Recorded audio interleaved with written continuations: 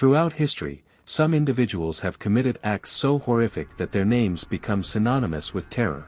Today, we examine 3 of the most disturbing serial killers the world has ever known. Their stories are not just about murder but about the darkest recesses of human psychology. This is a journey into the minds of monsters.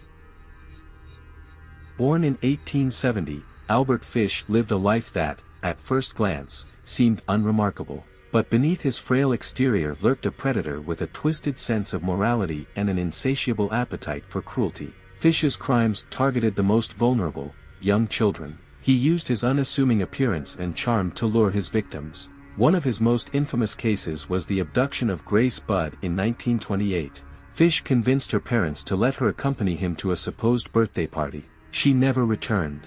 Years later, the Budd family received a letter from Fish detailing Grace's gruesome fate. The letter remains one of the most chilling pieces of evidence in criminal history. In 1936, Fish was executed by electric chair, but his crimes left scars that would haunt the families of his victims, and the public, forever. He remains a grim symbol of how evil can hide in plain sight.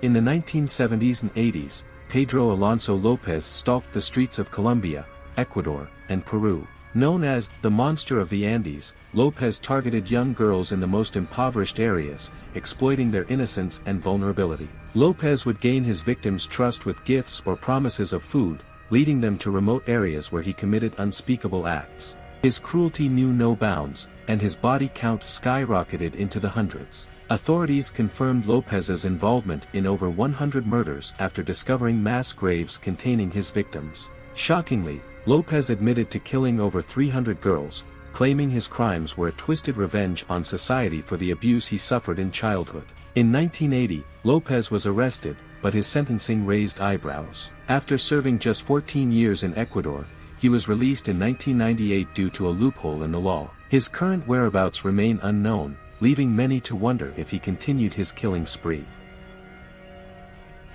The Soviet Union faced one of its most horrifying criminal cases in the form of Andrei Chikatilo, a man who terrorized the Rostov region from 1978 to 1990. Nicknamed the Rostov Ripper, Chikatilo was responsible for at least 52 murders, though the true number may never be known. Chikatilo's method was chillingly calculated. He often approached women and children in public places like train stations, offering them food or assistance. Once he had gained their trust, he would lead them to secluded areas to carry out his violent attacks. His crimes were marked by extreme brutality. Chikatilo's acts were driven by sadistic urges, and he derived a disturbing sense of satisfaction from his victims' pain and fear. For years, authorities struggled to identify the killer. Missteps in the investigation led to the wrongful conviction and execution of others. But in 1990, Chikatilo was finally captured, confessing to his crimes in chilling detail. His trial was a spectacle, with Chikatilo often mocking the court and displaying erratic behavior. He was convicted and executed by firing squad in 1994, but his case remains a grim reminder of the devastating impact of unchecked evil.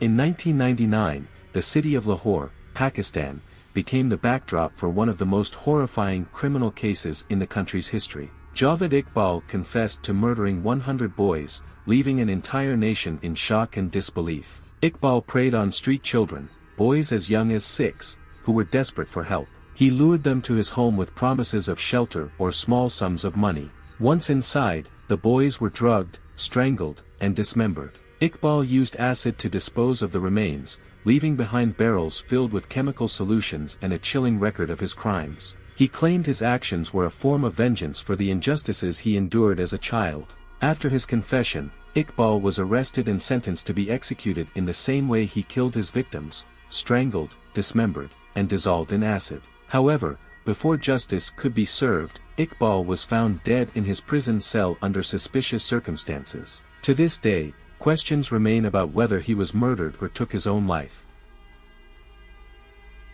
In the 1980s, Charles Ng and Leonard Lake carried out one of the most chilling murder sprees in American history. Operating out of a secluded bunker in the woods, they turned their survivalist hideout into a torture chamber for their victims. Ng and Lake targeted individuals and entire families, luring them with false promises of renting properties or offering jobs. Once captured, victims were taken to the bunker, where they were subjected to unimaginable torture, often documented on videotape. The crimes came to light when police discovered human remains and videotapes during a search of the property. The tapes revealed the pair's sadistic methods and twisted fantasies of creating a survivalist utopia that included enslaving women. Leonard Lake was arrested first but committed suicide by swallowing a cyanide capsule he had hidden on his person. Charles Ng fled to Canada, leading to a prolonged legal battle for extradition. Thank you for watching. If you found this video informative, please like, comment, and subscribe for more deep dives into history's most infamous criminals. Let us know in the comments what topics you'd like us to explore next.